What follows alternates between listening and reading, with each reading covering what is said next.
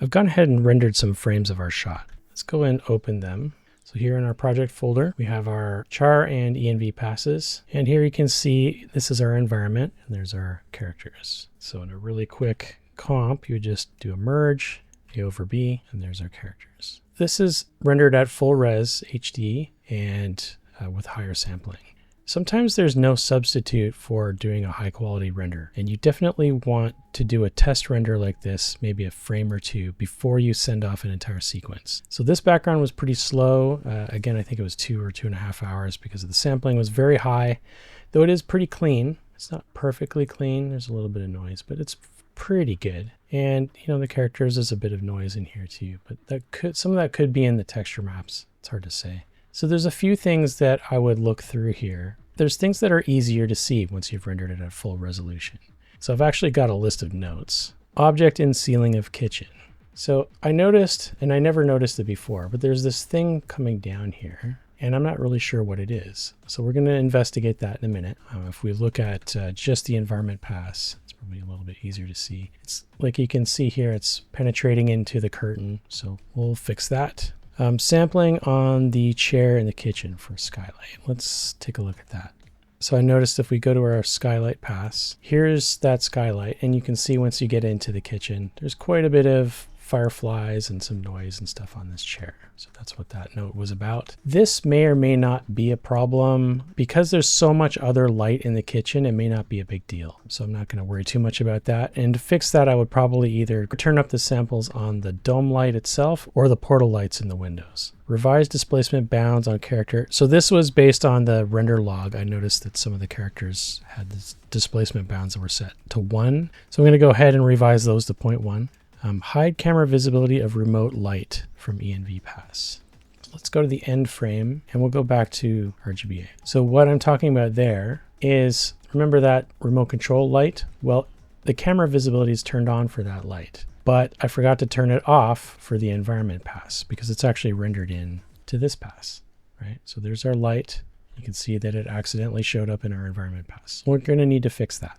Use crypto mat. Oh, that's related to the ceiling. I'll show you really quick how I found out what object that is up here in the ceiling. So if you go and make a crypto mat, so keyer crypto mat, let's take a look at that. We'll go ahead and change it to objects. And now we can just hold down control and left click and select our ceiling object. And now we know exactly the name of this thing.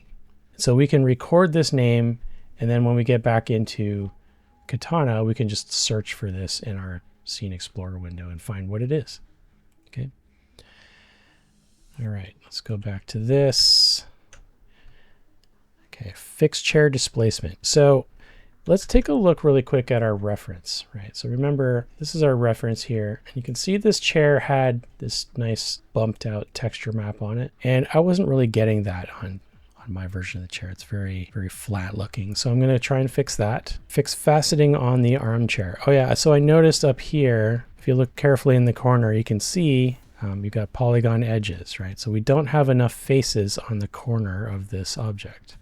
So that's something where we can fix that with subdivision surfaces. Displacement on the sofa. There should be a little bit of a bump texture or something on here. Right now it's looking very smooth. So we'll try and fix that. Fix kitchen chair material. Let's take a look at our kitchen chair. You can see there's this wood grain going across. But if we look at our kitchen chair and we just look at this, you'll see that the wood grain's actually going in the wrong direction. And so that's probably a pretty easy texture fix. So we'll go and fix that. Fix the floor material.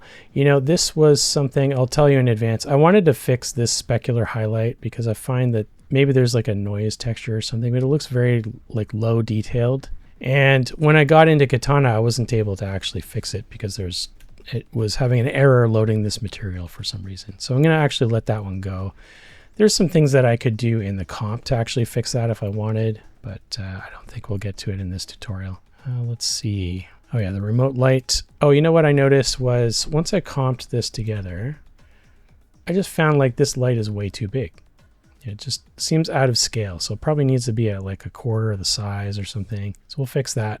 Confirm lens specular. I was trying to look to see if the lenses were getting any specular highlights, and so I was able to confirm that. I did change the roughness. Same for his eyes. I found that the eye roughness, the specular roughness, is too soft, so I'm going to go and tighten that up. Transmission fix on the glasses rims. Oh yeah, so if you go to the transmission AOV here, you're going to see that the only thing that we're able to see is the rims of the glasses. And that's because I had previously fixed the glass lenses to pass through AOVs, but I forgot to do that for the rims. So we'll go and fix that. And oh yeah, move. This is probably the most important thing that I noticed, and I want to point this out here. So let's go back to our RGBA. So the way I split up the passes, remember we talked about it in the last chapter, we've got our characters over our environment, but the chair was part of the environment. Now let's go back to frame 1. I want to point out there's a little gap here. Okay, you can see the tiles. The mat is not holding out quite properly. And so there's a very easy fix, and that fix would be to just include the chair in the char pass instead of the ENV pass, right? And so then this chair will be rendered together, and then this chunk of things will just drop directly on top of our environment, and we shouldn't have a gap like that. And I mentioned it a couple times, if I was to render matte for the environment pass and then add these two passes together, maybe that would fix the issue. Often this happens when you have something bright and then you're trying to drop something dark on top of it like this. Something in front and then behind and then in front again. It gets tricky when you do that kind of stuff. And obviously if you rendered everything together, this problem would go away. So these are the kinds of issues you'll run into.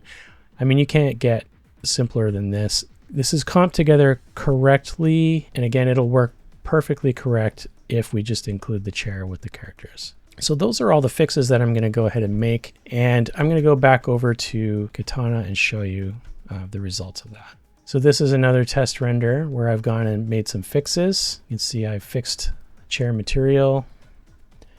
Same for the couch. There's a little bit of a bump on there. And this isn't as high a quality of render, but again, in the interest of time, I turned the settings down a little bit. The chair texture, let's show the albedo.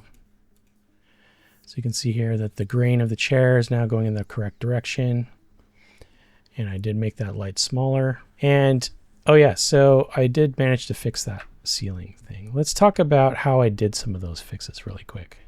All right, so a lot of the work was done with this Arnold Object Settings stack. So you can see here, we had previously done our carpet displacements. This would be setting subdivision surfaces and then also setting displacements, right? So displacement padding fixed for the characters as well as the heights. And that's the same kind of a fix that I had to do for sofa cushion, the sofa. Now the ceiling was different. This is a ceiling fix. And remember over here, I wrote down what that object was, right? So we found it out from our new comp in our Cryptomat. So I simply just copied this, went over to Katana, went to the Scene Explorer, and then up here there's a little find. So paste that in, hit enter, select all matching. There we go. Now that I've expanded it, it's finding it down here. And so I can click on that, and this is the exact object that's the problem. So let's take a look at it in our viewer. And you can see here, it's kind of like a framing, maybe a light blocking geometry that's in the ceiling. So I think what happened was, and what I fixed was I set the subdiv type to none. So what was happening was it was rounding out, it was tessellating and rounding out the corners and causing an error where it was intruding into the top of the frame. So you don't see it in the viewport, but then you see it when you render it. And so this was just an Arnold Object Settings with that path, and then I just set subdiv type to none. Okay, and when I rendered it, that's totally gone now. You can see that our curtain looks okay. It doesn't have this big gray object coming in. There's another way you can spot things that are broken, right? Oh, actually, I forgot to mention that. Let's go back over to here. There was these flowers outside.